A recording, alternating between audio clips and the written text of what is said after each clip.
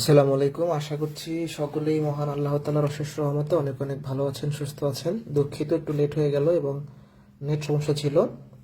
তো আজকে আমরা ত্রিভুজ শুরু করব। গত ক্লাসে আমরা জ্যামিতির প্রথম যে ক্লাসটা রেখাঙ্কন শেষ করেছি, আজকে ত্রিভুজ শুরু করব বেসিক সহ। 3টা ক্লাস হবে। আমার সাথে যারা যুক্ত আছেন জানাবেন কথা লেখা ক্লিয়ার কিনা। আমি তাড়াহুড়ো করব না। ত্রিভুজ বড় চ্যাপ্টার এবং বাংলাদেশের এমন কোনো জবের পরীক্ষা নাই যেখানে এই প্রশ্ন হবে না ত্রিভুজ থেকে। একদম বেসিক সহ আমরা শিখবো। ক্লিয়ার কিনা একটু বলেন, জাস্ট আমি শুরু করে দিই।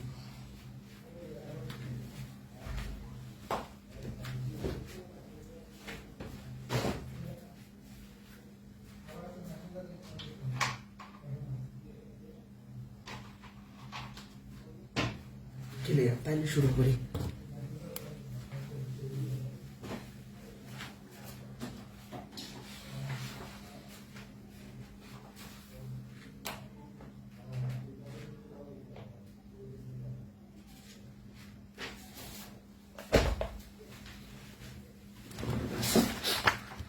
প্রথমে আমরা ত্রিভুজের বেসিকটা শিখবো, আসলে যে ত্রিভুজ কাকে বলে, কি আছে না আছে এগুলা। আচ্ছা, খেয়াল করেন, এই যে ত্রিভুজ শব্দটা, ত্রিভুজ, এই শব্দটার ভিতরেই এই মিনিংটা লুকায় আছে। ত্রি মানে কত? 3। আর এই ভুজ মানে কি? বাহু। তাহলে 3টি বাহু দ্বারা আবদ্ধ যে চিত্র, সেটাই হলো ত্রিভুজ। 1 বাহু, 2 বাহু, 3 বাহু ত্রিভুজ। 1 বাহু, 2 বাহু, 3 বাহু ত্রিভুজ। 1 বাহু, 2 বাহু, 3 বাহু ত্রিভুজ।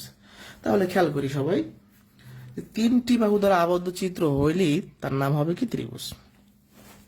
আর 3টি বাহু দ্বারা আবদ্ধ যে ক্ষেত্র, তার নাম হচ্ছে ত্রিভুজ ক্ষেত্র। ওকে, এবার আসি ভূমি। ভূমিটা আসলে কি? ত্রিভুজের ভূমি কোনটা? ত্রিভুজের ভূমিটা হচ্ছে শীর্ষবিন্দুর বিপরীতে যে থাকে। একটা ত্রিভুজ আমি আঁকলে, আচ্ছা, আগে তাহলে শীর্ষবিন্দু জানা উচিত। এটা যদি একটা এবিসি ত্রিভুজ হয়, এই এ একটা শীর্ষবিন্দু, সি একটা শীর্ষবিন্দু, বি একটা শীর্ষবিন্দু। এই সমতলের ক্ষেত্রে এ এখন শীর্ষবিন্দু, এ হলো এ শীর্ষবিন্দু, শীর্ষবিন্দু। তাহলে এই শীর্ষবিন্দুর বিপরীতে যে বাহুটা আছে, তার নাম কি? ভূমি। এই যে বিসি হলো ভূমি।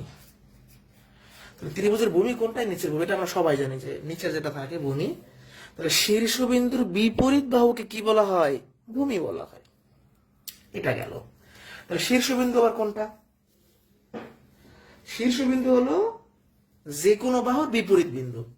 আচ্ছা, এই বাহুর বিপরীতে একটা বিন্দু আছে, এর নাম শীর্ষবিন্দু। এই বাহুর বিপরীতে এখানে একটা বিন্দু আছে, এর নাম শীর্ষবিন্দু। তারপর হচ্ছে এই বাহুর বিপরীতে এখানে একটা বিন্দু আছে, এটা হলো শীর্ষবিন্দু। তাহলে শীর্ষবিন্দু হলো যে কোনো বাহুর বিপরীত বিন্দু। বুঝতে পারছি? শীর্ষবিন্দুটা হবে কি? যে কোনো বাহুর বিপরীত বিন্দু। ওকে, এই বাহুর বিপরীতে এইটা আছে, এই বাহুর বিপরীতে এইটা আছে, এই বাহুর বিপরীতে এইটা আছে, 3টে শীর্ষবিন্দু। তাহলে আমরা ভূমিও পেলাম, শীর্ষবিন্দু পেলাম। এবার হলো ত্রিভুজের উচ্চতা আর মধ্যমা। এটা খুব ইম্পর্টেন্ট। ত্রিভুজ আমি আঁকি। ত্রিভুজ উচ্চতা হচ্ছে শীর্ষবিন্দু থেকে ভূমির উপর অঙ্কিত লম্ব। এই যে আমরা ধরেন এবিসি ত্রিভুজ নিলাম, এই এবিসি ত্রিভুজের এটা এ শীর্ষবিন্দু। এখান থেকে আমি ভূমির উপর লম্ব টান দেবো একদম সোজা। ধরেন এটা ডি, তাহলে এখানে এডি হলো উচ্চতা। তাহলে ত্রিভুজের উচ্চতা কোনটা বলেন তো? শীর্ষবিন্দু থেকে ভূমির উপর অঙ্কিত লম্ব। শীর্ষবিন্দু থেকে ভূমির উপর অঙ্কিত লম্ব। এবার আসি মধ্যমা। মধ্যমাটা বোঝানোর জন্য আমি চিত্র ত্রিভুজ এঁকে নিলাম, এ বি সি। ওকে, এবার খেয়াল করেন, মধ্যমা হচ্ছে শীর্ষবিন্দু এবং এর বিপরীত বাহুর মধ্যবিন্দু সংযোগ রেখা। আপনি যখন উচ্চতা বলছেন না, আপনি কিন্তু সোজা টান দিচ্ছেন। আর মধ্যমার ক্ষেত্রে সোজা টান দিতে পারবেন না। শীর্ষবিন্দু নিবেন এবং এর বিপরীত বাহুর মাঝখানের বিন্দু খুঁজবেন। এর মাঝখানের বিন্দু মনে করেন এখানে, এইবার যোগ করবেন। যারা বুঝি নাই আর একবার, এখানে এ এফ হলো হলো মধ্যমা। যারা বুঝি নাই আর একবার, ত্রিভুজের উচ্চতা হলো শীর্ষবিন্দু থেকে ভূমির উপর সোজা লম্ব, আর মধ্যমা সোজা লম্ব না। মধ্যমাটা কি? এই শীর্ষবিন্দু নিব এবং এর বিপরীত যে বাহুটা থাকবে, সেই বাহুর মাঝখানের বিন্দু নিব। এই মাঝখানের বিন্দু শীর্ষবিন্দু যোগ করলে যেটা পাবো, ওইটাই হলো মধ্যমা। ধরেন আপনি এই ত্রিভুজটার এই থেকে মধ্যমা নিতে চান, তাহলে এই বিন্দু নিবেন আর এইটার মাঝখানে বিন্দু নিবেন, যোগ করে দেবেন, এটা মধ্যমা, এটা মধ্যমা, এটা মধ্যমা। এই 3টা হলো মধ্যমা। ত্রিভুজের 3টা মধ্যমা। তাহলে ত্রিভুজ কাকে বলে, ভূমি কাকে বলে, শীর্ষবিন্দু কি, উচ্চতা কি, মধ্যমা কি। এখানে কারো সমস্যা থাকলে আমাকে বলেন, আর বুঝলে একটু ডান রাখেন কষ্ট করে। এটা হলো বেসিক আলোচনা, এগুলো আমাদের জানতে হবে। আজকে আমরা শুধুমাত্র ত্রিভুজের অনুসিদ্ধান্ত পড়বো, আর কিছু পড়বো না। ত্রিভুজের যে গুরুত্বপূর্ণ অনুসিদ্ধান্তগুলো রয়েছে এগুলো পড়বো। বুঝছে কিনা বলেন?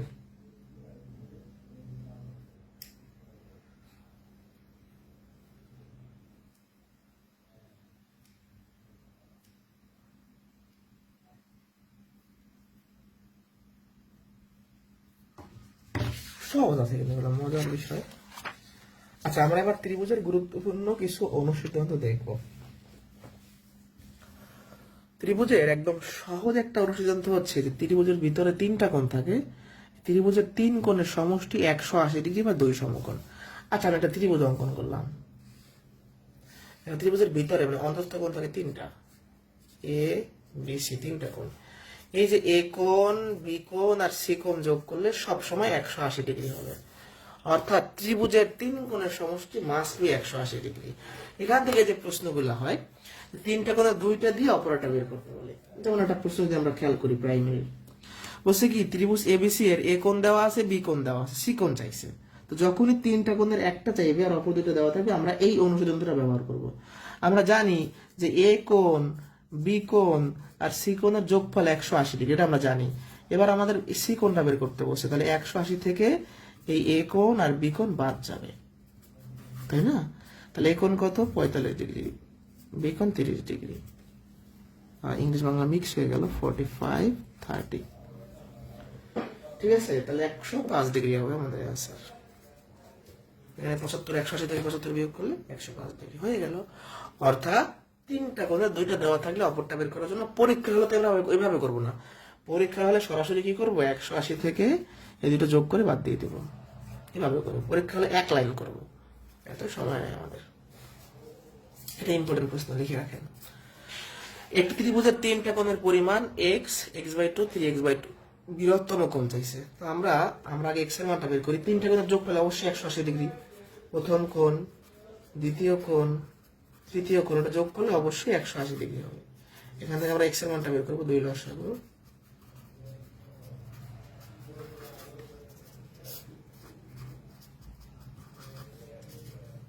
এখান থেকে 3x, 2 দিয়ে 6 ভাগ করলে 3x, 60 ডিগ্রি। তাহলে আমাদের প্রথম কোণটা আসলো, এক্স এর মানটা কত, 60। দ্বিতীয় কোণটা কত হবে, x/2, তার মানে 60/2, তার মানে 30। আর তৃতীয় কোণটা কত আসবে, 3x/2, তার মানে এখানে x এর মানটা যদি আমরা 60 বসাই, 3 দিয়ে 7 ভাগ করলে 30, 3 30 90 ডিগ্রি। তাহলে ত্রিভুজের তিনটা কোণ বেরোছে, একটা 60, একটা 30, একটা।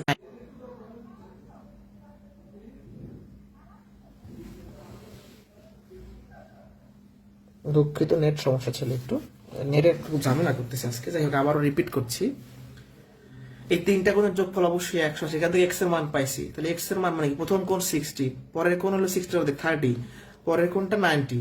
এখন বড় কোণ বলছে তাই আনসার 90, ছোট কোণ বললে আনসার হয়তো কি 30। তাহলে একটা অনুসিদ্ধান্ত থেকে এই টাইপের প্রশ্ন হইতে পারে।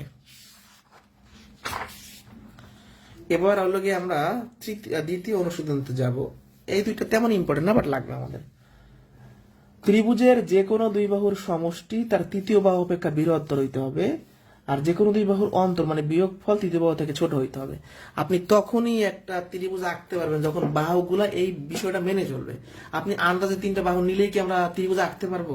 ধরেন একটু বিষয়টা বুঝাই বলি আপনাদের, মজার ব্যাপার আছে। ধরেন আমি এক বাহু নিলাম 5 সেন্টিমিটার, আরেকটা নিলাম 2 সেন্টিমিটার, আরেকটা নিলাম ধরেন 1 সেন্টিমিটার। এখন কি ত্রিভুজ হইলো? এটা কি মানে তিনটে বাহু নিলেই হয়ে যাবে? না, তিনটে বাহু ঠিক মতো নিতে হবে। তার মানে ত্রিভুজ আঁকার জন্য এই দুইটা অনুসিদ্ধান্ত আমাদের লাগবে। যে কোনো দুইটা বাহু যোগ করলে অবশ্যই সেই যোগফল তৃতীয় বাহু থেকে বড় হইতে হবে। তো পরীক্ষায় প্রশ্ন আসবে, ত্রিভুজের যে কোনো দুই বাহুর সমষ্টি তৃতীয় বাহু থেকে বড় না সমান না ছোট নাকি এরকম। তো আমরা দেখি একটা উদাহরণ দিয়া, ধরেন 3 4 5। এবার 3 4 5 নিয়ে আমরা ত্রিভুজ আঁকতে পারবো কিনা দেখেন, আঁকতে পারি কিনা। এদিকে যোগ করেন, কত, 7। 7 অবশ্যই 5 থেকে বড়, তাহলে দুইটা বাহুর যোগফল তৃতীয় বাহু থেকে বড় হচ্ছে। এদিকে যোগ করেন, 9, তাহলে 9 অবশ্যই 3 থেকে বড়, কত সত্য। তাহলে 5 আর 3 যোগ করেন 8, 8 অবশ্যই 4 থেকে বড়। তবে দেখেন আমরা যে কোনো দুইটা বাহু যোগ করি না কেন তৃতীয় বাহু থেকে বড় হচ্ছে সেই যোগফল না, এটা মানতে হবে। যে কোনো দুই বাহুর যোগফল তৃতীয় বাহু থেকে বড় হবে। একইভাবে আপনি এটা একটু দেখি হয় কিনা, কথা সত্য কিনা, সেম জিনিস। অনেক কিছু হইতে পারে, 3, 4, 5 দিয়ে অনেক কিছু হইতে পারে। এবার বিয়োগ করে দেখেন, এই দুটো বিয়োগ করেন। এই বিয়োগফলটা তৃতীয় যে একটা বাহু বাকি আছে তার থেকে ছোট, এই দুটো বিয়োগ করেন। এই দুটোর বিয়োগফল এর থেকে, মানে এই বিয়োগফলটা এর থেকে ছোট, এই দুটো বিয়োগ করেন। আর 2, 4 থেকে ছোট। তাহলে আমরা দেখতে পাচ্ছি যে এই বাহুগুলো নিয়ে আমরা ত্রিভুজ আঁকতে পারবো, আরো বিভিন্ন বাহু নিয়ে আঁকতে পারবো। এটা একটা উদাহরণ দিলাম। তাহলে ত্রিভুজ আঁকার জন্য যে কোনো দুই বাহুর যোগফল তৃতীয় বাহু থেকে তৃতীয় বাহু থেকে বড় হবে, আর বিয়োগফল তৃতীয় বাহু থেকে ছোট হবে। মনে রাখবেন কিভাবে, যোগফলটা হচ্ছে বড় হবে তৃতীয় বাহু থেকে, আর বিয়োগফলটা ছোট হবে। 4, 5 কোন ত্রিভুজের বৃহত্তর বাহুর বিপরীত কোণ বৃহত্তম, আবার বৃহত্তম কোণের বিপরীত বাহু বৃহত্তর। এখন এইভাবে যদি আপনি গদ বাদা মুখস্থ করেন মনে থাকবে না, উদাহরণ সহ বুঝবেন। আচ্ছা, আমি একটা ত্রিভুজ আঁকি। ধরেন এটা হচ্ছে 5, এটা 6, এটা 7। তো এই ত্রিভুজটার মধ্যে বড় বাহু কোনটা আমাকে বলেন তো? এটা বড় বাহু। এখন এই কোনটা মনে করেন যে 40 ডিগ্রি, এটা হচ্ছে 50 ডিগ্রি, এটা 90 ডিগ্রি। এবার আমাদের এই ত্রিভুজটার মধ্যে বড় বাহু হইল ABCD, বড় বাহু হইল AC। এই বড় বাহুর বিপরীতে যে কোণটা থাকবে সেই কোণটা হবে এই সবগুলা কোণের মধ্যে বড় কোণ। কথাটা খেয়াল করবেন। দেখেন AC হইল বড়, মানে বড় হইল 7, তাই না? তাহলে এর বিপরীতে যে কোণটা আছে সেই কোণটা কি এদের মধ্যে বড় না? 90 অবশ্যই বড়। আবার উল্টোভাবে যদি বলেন এই তিনটা কোণের মধ্যে বড় কোণ কোনটা? 90। তাহলে বড় কোণের বিপরীতে বড় বাহু থাকবে। মানে একদম সহজ কথা, স্পষ্ট ভাষায় যদি বলি, বড় বাহুর বিপরীতে সবসময় বড় কোণ হয়। আবার উল্টোভাবে বললে বড় কোণের বিপরীতে সবসময় বড় বাহু হয়। এই কোণ বড় তাই তার বিপরীত বাহু বড় হবে, এই বাহু বড় তাই তার বিপরীত কোণ বড় হবে। কথা শেষ। বড় বাহুর বিপরীতে বড় কোণ হয়, বড় কোণের বিপরীতে বড় বাহু হয়। এটা অনুসন্ধান 4 না বুঝলে আমাকে বলবেন। 5 কোন ত্রিভুজের সমান সমান বাহুর বিপরীত কোণগুলোও সমান হয়, আবার সমান সমান কোণের বিপরীত বাহুগুলো সমান হয়। একটু আমরা দেখি বিষয়টা। ধরেন এটা 5 সেন্টিমিটার, এটা 5, এটা ধরেন 7। এটা ABC ত্রিভুজ। হ্যাঁ, এটা 45, এটা 45, এটা 90। আচ্ছা, AB আর BC বাহু সমান কিনা? এটাও 5 সেন্টিমিটার সমান। আবার A কোণ আর C কোণ সমান কিনা? সমান। এই কোণ আর এই কোণ সমান, এই বাহু এই বাহু সমান। এখন বিষয়টা দেখেন, এই বাহু আর এই বাহু সমান হওয়ার কারণে এই দুটো বাহু যেহেতু সমান, তাহলে এর বিপরীতে 45 ডিগ্রি থাকলে এর বিপরীতেও 45 ডিগ্রি থাকতে হবে। এর বিপরীতে 50 থাকলে এর বিপরীতে 50 থাকতে হবে। মানে সমান সমান বাহুর বিপরীত কোণগুলো সমান হবে। এই দুইটা বাহু সমান হওয়ার কারণে এর বিপরীত বাহু 45, তাই এর বিপরীত এর বিপরীত কোণ 45, এর বিপরীত কোণ 45। আর একবার, এই দুটো বাহু সমান তাই এদের বিপরীত কোণগুলো সমান হবে। এর বিপরীতে 45 থাকলে এর বিপরীতে 45 হবে। উল্টো ভাবে যদি বলেন এই কোণ আর এই কোণ সমান কিনা, তাহলে এর বিপরীতে 5 সেন্টিমিটার থাকলে এর বিপরীতেও 5 সেন্টিমিটার থাকবে। তার মানে সমান সমান বাহুর বিপরীত কোণগুলো সমান হয়, আবার সমান সমান কোণের বিপরীত বাহুগুলো সমান হয়। এই বাহু সমান, তাই এর বিপরীতে 45 আছে, এর বিপরীতে 45। এই কোণ সমান, এর বিপরীতে 5 আছে, এর বিপরীতে 5। এই পর্যন্ত ডান কিনা? এই পর্যন্ত ডান কিনা?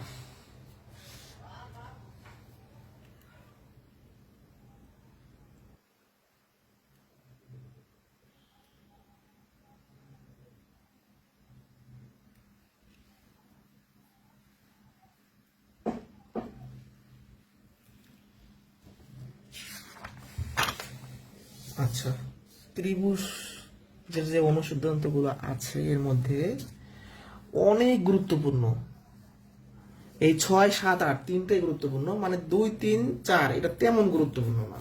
2, 3, 4, 5, 6, 7, 8 মানে ভিআইপি অনুসিদ্ধান্ত। ত্রিভুজের একটি বাহু বর্ধিত করলে যে বহিস্থ কোণ উৎপন্ন হয় তার বিপরীত অন্তস্থ কোণ দ্বয়ের সমষ্টির সমান। আমরা একটু উদাহরণ সহকারে দেখি। এ বিসি একটা ত্রিভুজ, এই বিসি বাহুকে ডি পর্যন্ত বাড়াইলাম, তাহলে বাইরে একটা কোণ উৎপন্ন হয়েছে। তো আমাকে বলা হয়েছে একটা বাহু বর্ধিত করলে বাইরের কোণটা হবে এর বিপরীত অন্তস্থ কোণ দ্বয়ের সমষ্টির সমান। এখন খেয়াল করেন, এই যে কোণটা আছে এর বিপরীতে দুইটা কোণ ভিতরে আছে, এইটা আর এইটা, এটা কিন্তু না। বিপরীত অন্তস্থ কোণ দেয় মানে দুইটা কোণ। খেয়াল করি সবাই, একটা ত্রিভুজের এক বাহু বাইরে বাইরে একটা কোণ হয়, এই বাইরের কোণটা এর বিপরীত অন্তস্থ কোণ দ্বয়ের সমষ্টির সমান। মানে ব্যাপারটা এরকম, এটা যদি 50 হয়, এটা যদি 70 হয়, তাহলে এটা কত হবে? এটা হবে এই যে কোণ এসিডি হবে এই দুটোর যোগফল,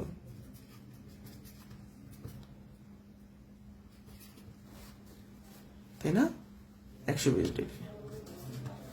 মানে এই কোণটা এই দুটো কোণের যোগফলের সমান হবে। এটা মনে রাখবেন যে একটা ত্রিভুজের এক বাহুকে, যে কোনো এক বাহুকে বাড়াইলে বাইরের যে কোণটা সেটা বিপরীত অন্তস্থ কোণ দ্বয়ের সমষ্টির সমান। ঠিক আছে? ওকে, আমরা একটা তাহলে উদাহরণ দেখি। ত্রিভুজ এবিসি এর বিসি বাহুকে ডি পর্যন্ত বাড়ানো হলো, এ কোণ দেওয়া আছে, বি কোণ দেওয়া আছে, এটা চাইছে। যখনই দেখবেন যে বিসি বাহুকে ডি পর্যন্ত বাড়াইছে, এই টাইপের কোশ্চেন থাকলেই মনে করবেন তখন অনুশীলন 6 থেকে আসছে, চেষ্টা করবেন এখান থেকে সমাধান করার জন্য। আমরা একটা ত্রিভুজ আঁকি। এই যে বিসি বাহুকে ডি পর্যন্ত বাড়াইলাম, এই কোণটা চাইছে। এ কোণ দেওয়া আছে 50 আর বি কোণ দেওয়া আছে 80। এটা কত হবে? তাহলে এই যে কোণ এসিডি এটা হবে এ কোণ আর বি কোণের যোগফলের সমান। তার মানে 50 আর 80 যোগ করলে 130, এটা 130 ডিগ্রি। এই দুইটা যোগ করলে এটা পাওয়া যাবে। ত্রিভুজ এবিসি এর বিসি বাহুকে ডি পর্যন্ত বানানো হলো, এবার এই বাইরের কোণটা দেওয়া আছে, এই দুটোর যোগফল চাইছে। একই কথা, এই দুইটা দিয়ে এইটা চাইছে আর এইটা দিয়ে এই দুটোর যোগফল চাইতে পারে। এটা ত্রিভুজ আমরা আঁকি। বিসি বাহুকে টান দিয়ে ডি পর্যন্ত বানাইলাম, এই কোণটা দেওয়া আছে 105। বলছে কি বিএসি, বিএসি মানে এই কোণ যোগ এবিসি, এবিসি মানে এই কোণ। এই দেখেন বিএসি, বিএসি মানে এই কোণ, আবার এবিসি, এবিসি মানে এই কোণ, এদের যোগফল চাইছে। তাহলে বিএসি যোগ এবিসি কত হবে? এই দুইটা যোগ করেই তো এইটা পাওয়া যায়, তাহলে এই দুইটার যোগফল এটা সমান 105। অ্যান্সার। যারা বুঝি নাই, আপনি এই দুইটা যোগ করার পরে এইটা পান না, তাহলে এটা কি হবে? এই দুইটার যোগফলের সমান, এই দুটোর যোগফলই তো এইটা। এটা বুঝছেন কিনা বলেন? 6 ডান কিনা? একজন 4 বোঝে না, আমি 4 বোঝাই দেবো। 6 ডান কিনা?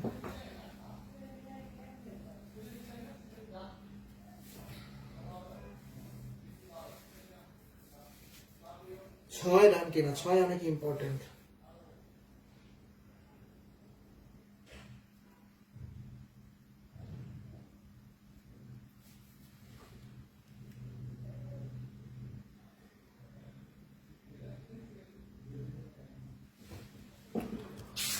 আচ্ছা, 6 বুঝলে, এখন 4 বোঝে না। 4 খুবই ইজি। এই তিনটা বাহুর মধ্যে বড় বাহু কোনটা? এটা বড়, এটা বড় কোণ। মানে বড় বাহুর বিপরীতে সবসময় বড় কোণ থাকতে হবে। এই ত্রিভুজের যে যে তিনটা কোণ আছে তার মধ্যে যেটা বড় কোণ সেটাই বড় বাহুর বিপরীতে থাকবে। আবার উল্টাভাবে যদি বলেন, এই তিনটা কোণের মধ্যে এইটা বড় কোণ, এর বিপরীতে সবসময় অবশ্যই বড় বাহু থাকতে হবে। ওই ত্রিভুজের যে তিনটা বাহু তার মধ্যে বড়টা এর বিপরীতে থাকতে হবে। আচ্ছা, এই যে অনুশীলন তো 7 আর 8, বিশেষ করে 8 এত ইম্পর্টেন্ট, মানে প্রাইমারিতে কয়েকবার আসছে, নিবন্ধনে আসছে, বিসিএস আসছে, মানে ভিআইপি প্রশ্ন। 8 মানে 6, 8, 9 লাগাই রাখেন। 6, 8, 9 পরীক্ষা কিভাবে প্রশ্ন আসে? ত্রিভুজের যে কোনো দুইটি বহিস্থ কোণের সমষ্টি দুই সমকোণ থেকে বড় না ছোট না সমান না কত ডিগ্রি? এটা ত্রিভুজের দুইটা বহিস্থ কোণ, ধরেন এই দিকে একটা কোণ নিলাম, এইদিকে একটা কোণ নিলাম, এই দুইটা কোণের যোগফল সবসময় কি হবে? দুই সমকোণ থেকে বড়, মানে 180 বড় হবে। যে কোনো দুইটা বহিস্থ কোণ আপনি এইটা নিয়ে এখানে এই দুইটা যদি যোগ করেন তাও 180 বড় হবে। মানে যে কোনো দুইটা বাইরের কোণ যদি আমরা যোগ করি 180 বড় হবে। আর এটা কি বলছে? কোন ত্রিভুজের তিনটা বাহু বর্জিত করলে উৎপন্ন বহিস্থ কোণ তিনটির সমষ্টি 4 সমকোণ। মানে এটা বেশি ইম্পর্টেন্ট, এটা হুবহু আসে। মানে পরীক্ষা এরকম আসে, কোন ত্রিভুজের তিনটা বাহুকে বর্জিত করলে উৎপন্ন বহিস্থ কোণ তিনটির সমষ্টি কি 4 সমকোণ, 2 সমকোণ, 90 ডিগ্রি নাকি এরকম। তাহলে এই বাহুকে বাইরে একটা কোণ পাবো, এই বাহুকে বাইরে একটা কোণ পাবো, এটা বাইরে একটা কোণ পাবো। এই তিন কোণের যোগফল অবশ্যই 4 সমকোণ, মানে 360 ডিগ্রি হবে। একদম, মানে এটা পরীক্ষার জন্য মুখস্থ করে যেতে হবে আমাদের। অনুশীলন তো 9, ত্রিভুজের বৃহত্তর বাহু সংলগ্ন কোণ দ্বয় সূক্ষ্ম কোণ। এগুলো মুখস্থ করার কিছু নেই, বুঝে বুঝে পড়তে হবে। এটা মনে করেন 5, এটা মনে করেন 6, এটা মনে করেন 7। এটা বড় বাহু কিনা? এই বড় বাহু সংলগ্ন মানে কি? বড় বাহুর সাথে যে দুইটা কোণ লেগে আছে এখানে একটা এখানে একটা, এই দুইটা কোণ সবসময় সূক্ষ্মকোণ, মানে 90 ছোট হবে, হয় 40, 50, 10, 20 এরকম। মানে বড় বাহুর সাথে কোণ সবসময় ছোট হবে, এটা মনে রাখবেন। এই বড় বাহুর সাথে দুইটা কোণ সবসময় সূক্ষ্ম হবে, মানে 90 ছোট হবে। তাহলে কি বললাম, ত্রিভুজের বহিস্থ যে কোনো দুইটা কোণের যোগফল 180 বড়, বহিস্থ তিনটা কোণের যোগফল 360 ডিগ্রি, মানে 4 সমকোণ। আর ত্রিভুজের বড় বাহুর সাথে যে কোণ থাকবে সেগুলো সূক্ষ্মকোণ হবে। না বুঝলে আমাকে কমেন্টে জানান। এই যেমন একটা প্রশ্ন করছে, কোন ত্রিভুজের তিনটা বাহুকে বর্ধিত করলে একইভাবে উৎপন্ন বহিস্থ কোণ তিনটির সমষ্টি কি? 4 সমকোণ, মানে 360 ডিগ্রি। ত্রিভুজের বৃহত্তর বাহুর কোণগুলো কি? সূক্ষ্মকোণ না স্থূলকোণ না সমকোণ না সরলকোণ? সূক্ষ্মকোণ। একটু আগে পড়ে আসলাম। আচ্ছা, এবার আমরা পড়বো ত্রিভুজের কেন্দ্র। আমি গ্যারান্টি দিচ্ছি এরপর আর জীবনে ভুল হবে না। আপনি আমার সাথে একটু পড়েন, এখানে 2 মিনিট সময় দেন, আর ভুল হবে না, গ্যারান্টি। কিভাবে গ্যারান্টি দিলাম দেখেন। আমরা আগে চিত্র সহকারে, এগুলো কিচ্ছু মুখস্থ করবো না, চিত্র। ত্রিভুজ আমি আঁকি। আচ্ছা, ধরেন একটা এবিসি ত্রিভুজ, ওকে। ত্রিভুজের কোণের সমদ্বিখণ্ড ত্রয় যে বিন্দুতে মিলিত হয়। আচ্ছা, এই ত্রিভুজে তিনটা কোণ আছে, এ কোণ, বি কোণ, সি কোণ। এই কোণের সমদ্বিখণ্ডক মানে কোণকে 2 ভাগ করবে। এই কোণের সমদ্বিখণ্ডক মানে কোণকে 2 ভাগ করবে। এই কোণের সমদ্বিখণ্ডক মানে কোণকে 2 ভাগ করবে। তো দেখেন, এই যে সমদ্বিখণ্ডক ত্রয়, মানে তিনটা সমদ্বিখণ্ডক আছে বাহু, এরা ত্রিভুজের ভিতরে মানে অভ্যন্তরে যেখানে মিলতেছে এর নামে অন্তঃকেন্দ্র। অন্তঃকেন্দ্র। তাহলে আমরা ত্রিভুজের তিনটা কোণকে সমান 2 ভাগে ভাগ করলে যে তিনটা বাহু পাবো, সেই বাহু তিনটা ত্রিভুজের ভিতরে যেখানে মিলিত হবে তার নাম অন্তঃকেন্দ্র। আচ্ছা, অন্তঃকেন্দ্র গেল, পরিকেন্দ্রতে আসি। ত্রিভুজের বাহুর উপর যদি আমরা লম্ব আঁকি, সেই লম্বগুলো যেখানে মিলিত হবে, এই পরিকেন্দ্রের অপর নাম হচ্ছে লম্বকেন্দ্র বলা হয়। আপনি এই বাহুর উপর একটা লম্ব আঁকলেন, এই বাহুর উপর একটা লম্ব আঁকলেন, এই বাহুর উপর একটা লম্ব আঁকলেন, এখানে মিলিত হলে নাম কি? পরিকেন্দ্র। এবার হচ্ছে ভরকেন্দ্র। ত্রিভুজের শীর্ষবিন্দু হতে বিপরীত বাহুর মধ্যবিন্দু সংযোগ রেখা যেখানে মিলিত হয়, মানে সোজা কথা মধ্যমা যেখানে মিলিত হয়। এই শীর্ষবিন্দু থেকে বিপরীত বাহুর মধ্যবিন্দু মানে মধ্যমা। বিষয়টা একটু বুঝাই বলি। আচ্ছা, শীর্ষবিন্দু, এটা ধরেন এ বি সি শীর্ষবিন্দু, এই শীর্ষবিন্দুর বিপরীত বাহুর মধ্যবিন্দু আমরা যোগ করব, এটাই তো মধ্যমা, মানে তিনটা মধ্যমা যেখানে মিলিত হবে। এই শীর্ষবিন্দু বিপরীত বাহুর মধ্যবিন্দু এটা যোগ করব, এই শীর্ষবিন্দু বিপরীত বাহুর মধ্যবিন্দু যোগ করব, এইটাই হলো আমাদের ভরকেন্দ্র। তাহলে ত্রিভুজের মধ্যমা তিনটা যেখানে মিলিত হয় তার নাম ভরকেন্দ্র, অথবা এরকম বলতে পারে শীর্ষবিন্দু থেকে বিপরীত বাহুর মধ্যবিন্দুর সংযোগ রেখা। এখন আমি যে বলছিলাম যে আপনাদের ভুল হবে না, এটা কেন বলছিলাম? তিনটা টেকনিক। যেখানে কোণের সমদ্বিখণ্ডক বলবে চোখ বন্ধ করে অন্তঃকেন্দ্র, যেখানে লম্বের কথা বলবে সেটা পরিকেন্দ্র, যেখানে শীর্ষবিন্দু থেকে বিপরীত বাহুর মধ্যবিন্দু বা মধ্যমা বলবে, তাহলে কোণের সমদ্বিখণ্ডক বললে অন্তঃকেন্দ্র, লম্ব থাকলে পরিকেন্দ্র, শীর্ষবিন্দু বিপরীত বাহুর মধ্যবিন্দু থাকলে বা মধ্যমা থাকলে ভরকেন্দ্র। এই তিনটা শব্দ মনে রাখবেন, কোণের সমদ্বিখণ্ডক, লম্বত্রয়, মধ্যমা। আপনার কাজ শেষ। এখন আপনাদের প্রশ্ন হইতে পারে যে ভাই, অন্তঃকেন্দ্র আর ভরকেন্দ্র কি একই? না, আলাদা। দেখেন, অন্তঃকেন্দ্রটা কই হয়েছে আর একই চিত্রের ভরকেন্দ্রটা কই হয়েছে। আপনাদের যদি বিষয়টা আরো ক্লিয়ার করি, বিষয়টা আপনাদের চিত্র এঁকে যদি ক্লিয়ার করি, এরকম বিষয়টা দেখেন, একই চিত্র আঁকবো আমি, একদম ঠিক একই চিত্র আঁকবো, কাছাকাছি আর কি, মোটামুটি কাছাকাছি একই টাইপের চিত্র না? অন্তঃকেন্দ্র হলে কি? কোণের সমদ্বিখণ্ডক ত্রয়, তিনটা সমদ্বিখণ্ডক, একটা, দুইটা, তিনটা, এটা হলো অন্তঃকেন্দ্র। এবার আমি যখন ভরকেন্দ্র আঁকবো তখন আমার সোজা টান দিলে হবে না, আমার মধ্যমা বের করতে হবে। তাহলে এই যে শীর্ষবিন্দু এর বিপরীত বাহুর মাঝখানে বিন্দু যোগ করবো আমরা, এই শীর্ষবিন্দু বিপরীত বাহুর মাঝখানে যোগ করবো আমরা, যোগ করবো আমরা। এখন দেখেন একই চিত্র, অন্তঃকেন্দ্রটা কই হয়েছে আর ভরকেন্দ্রটা কই হয়েছে? সরে গেছে না? ভরকেন্দ্রটা সরে গেছে। তাহলে কোণের সমদ্বিখণ্ডক থাকলে অন্তঃকেন্দ্র, লম্বত্রয় থাকলে পরিকেন্দ্র, শীর্ষবিন্দু থেকে বিপরীত মধ্যবিন্দু হলে ভরকেন্দ্র। এইখানে কারো কোনো প্রশ্ন আছে কিনা আমাকে বলেন তো? অন্তঃকেন্দ্র, পরিকেন্দ্রে, ভরকেন্দ্রে কোনো ঝামেলা আছে কিনা কারো?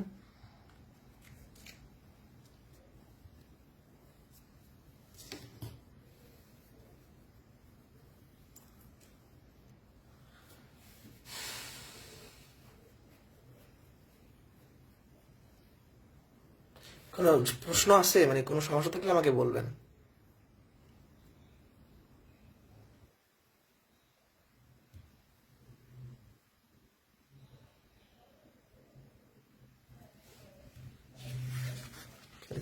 হচ্ছে না, নেট খুব স্লো। এই যখনই বলছে ত্রিভুজের তিন কোণের সমদ্বিখণ্ডক, কোণের সমদ্বিখণ্ডক বললে অন্তরকেন্দ্র। ত্রিভুজের মধ্যমা যখন বলছে তাহলে কি বর্গকেন্দ্র। কত সহজ।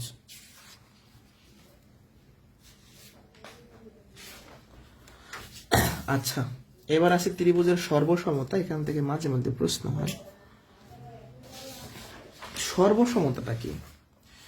আমাদের সর্বসমতা যদি আপনি সহজে বোঝেন, ম্যাপিং করা মানে হুবহু মিলে যাওয়া। দুইটা ত্রিভুজ যখন হুবহু মিলে যাবে, মানে ব্যাপারটা এরকম, একটা ত্রিভুজকে আমরা অপর একটা ত্রিভুজের উপরে স্থাপন করব, যদি সেটার তিনটা বাহু মিলে যায়, সবগুলো কোণ মিলে যায়, তখন আমাদের ত্রিভুজ দুটো সর্বসম হবে।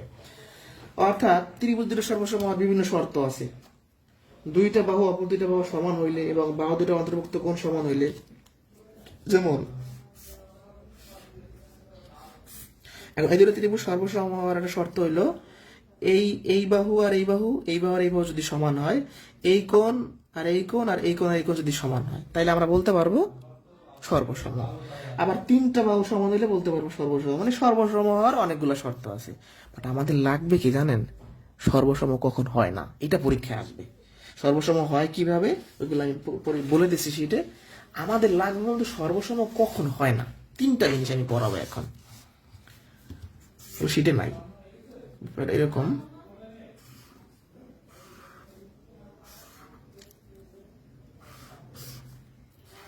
আচ্ছা, এটা ক্ষেত্রফল মনে করেন যে 15 বর্গ সেন্টিমিটার, এটা 15 বর্গ সেন্টিমিটার, এই দুটা ক্ষেত্রফল সমান, বাট এই দুটা কিন্তু আকার ভিন্ন, আকৃতি ভিন্ন।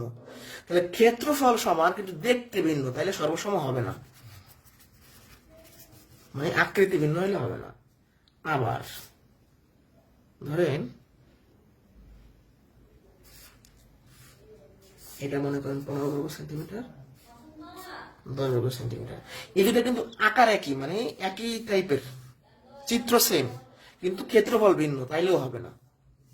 3 নাম্বার হচ্ছে, এটা পরীক্ষায় 2বার আসছে বিশেষে, যে একটা ত্রিভুজের তিনটা কোণ অপর একটা ত্রিভুজের তিনটা কোণের সমান হইলে সর্বসম হইতেও পারে, না হইতে পারে, 50-50।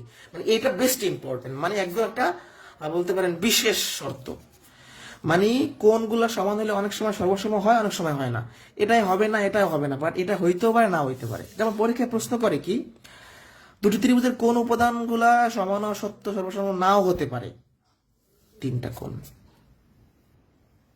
কোণ সমান হলে সর্বসম হতেও পারে, নাও হতে পারে। দুটি ত্রিভুজ পরস্পর সর্বসমের জন্য সে কোণ শর্তটি যথেষ্ট নয়। এই যে কোণ মানে আমি যখন বলতেছি যে দুইটা বাহু অপর দুইটা ত্রিভুজের দুইটা বাহু সমান এবং অন্তর্ভুক্ত কোণ সমান হলে সর্বসম, মানে এগুলো হবেই। সর্বসম হওয়ার শর্ত মানে হবেই। আর যথেষ্ট নয় মানে কি, হইতেও পারে, না হইতে পারে। ধরেন একটা কাজ আমি পারতেও পারি, নাও পারতে পারি, তার মানে ওটা তো ভ্যালিড না। আর আমি একটা কাজ পারবো, এটা ভ্যালিড। তাহলে এই তিনটা কোণ দিয়ে আমি অনেক সময় সর্বসম পাইতেও পারি, নাও পাইতে পারি, তাই যথেষ্ট নয়।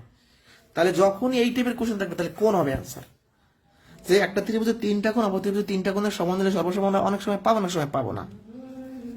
ঠিক আছে? তাহলে এই কোণের ব্যাপারটা যেন মনে থাকে, আমি যেভাবে পড়াইলাম যাতে মনে পড়ে যে না ক্লাসে ভাই বলছিল, একটা ত্রিভুজের তিনটা কোণ অপর ত্রিভুজের তিনটা কোণের সমান হলে সর্বসম অনেক সময় হয়, অনেক সময় হয় না।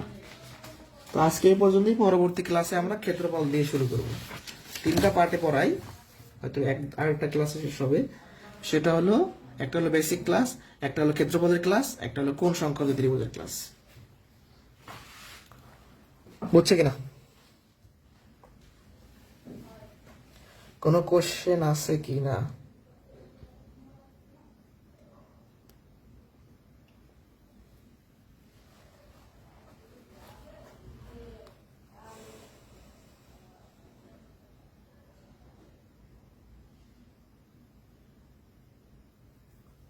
বুঝতে পারছি।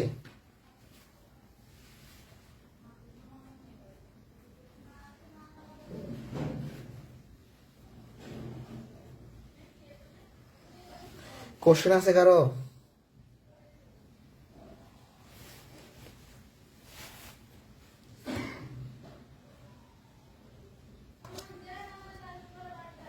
ঠিক আছে, ভালো থাকেন তাহলে।